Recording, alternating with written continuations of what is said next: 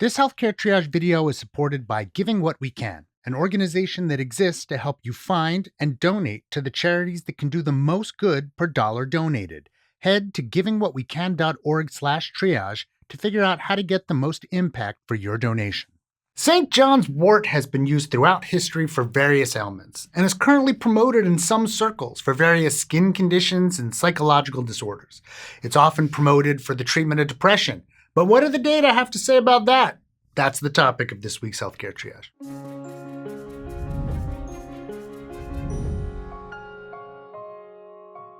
St. John's wort, also known as goatweed and a few other names, is a flowering plant generally available at your local drugstore in pill or tablet form, though it can also be taken as a liquid or dried herb.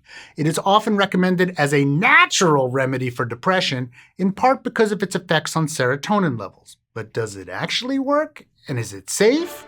To the research! The main message that jumps out from the existing scientific literature is that while St. John's wort may be more effective than a placebo, the quality of the data is somewhat lacking, and the results are inconsistent.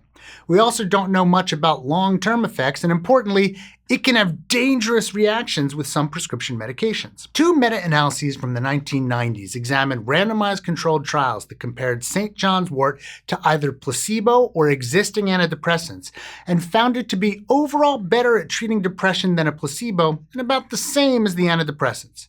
However, there are some issues with these trials and with comparing them. Participant numbers were a little low. Different studies classified and tested for depression differently, and each study used different doses and preparations of the herb. One randomized controlled trial from the year 2000 reported superior effects of St. John's wort on one measure of depression, but not another when compared to the effects of fluoxetine, a commonly used antidepressant. However, another randomized controlled trial published 1 year later found no effect of the herb, even when compared to placebo. Importantly, the authors of that last paper note that many of the studies conducted prior to theirs and covered in previous meta-analyses had several issues. These included the ones we mentioned previously, along with failure to mask the taste of St. John's wort, therefore unblinding participants to which condition they were in, and failure to administer effective doses of antidepressant. How one expects to determine the effectiveness of an herbal supplement compared to an antidepressant if they aren't even using a clinically effective dose of the antidepressant is a mystery to us. There are a handful of more recent systematic reviews and meta-analyses, most of which conclude that St. John's wort is a better option than placebo for mild to moderate depression and is comparable to the effects of many standard antidepressants. However, the most recent meta-analysis reported that the evidence was inconsistent and confusing, with some trials reporting minimal effects. Importantly, they specified that the more recent trials, which were deemed to be of better overall quality, are the ones reporting minimal benefits. So the existing research is a little confusing, though higher quality evidence doesn't suggest a strong effect. In addition, evidence for the herb's effects in severe depression or for the effects of taking it long-term are sorely lacking. But maybe you're saying, so what? Makes me feel better and that's all I care about. That's fair. I don't want to yuck your yum, but you should definitely talk to your doctor first, particularly if you're on any medications or about to start new medications. Combining some antidepressants with St. John's wort can dangerously increase your serotonin levels, resulting in severe, serious side effects, including rapid heartbeat, increased blood pressure and body temperature, and hallucinations. It may also worsen symptoms for some disorders, including schizophrenia and bipolar disorders. St. John's wort can also weaken many prescriptions, including, but not limited to, birth control pills, some heart and cancer medications, the blood thinner warfarin, and cyclosporin, a drug given to transplant patients to help head off rejection of a new organ. So we can't say the evidence paints a particularly strong case for the use of St. John's wort in depression.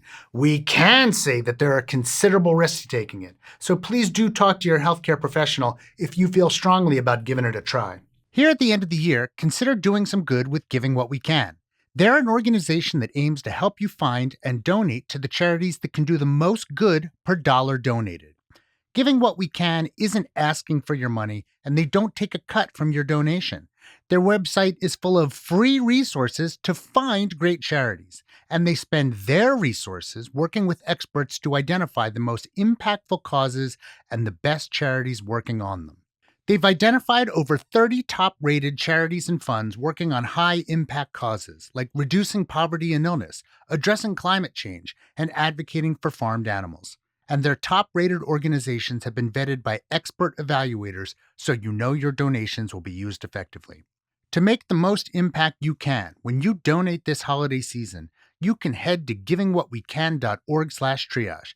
Thanks to Giving What We Can for supporting Healthcare Triage. Hey, did you enjoy this episode? You might enjoy this previous episode on the stigma of mental illness. We'd appreciate it if you'd like the video, subscribe to the channel down below, and consider going on over to patreon.com/healthcaretriage, where you can help support the show, make it bigger and better. We'd especially like to thank our research associates, James Glasgow, Joe Sevitz, Edward Lillaholm, and Brian Nam, and of course, our Surgeon Admiral Sam.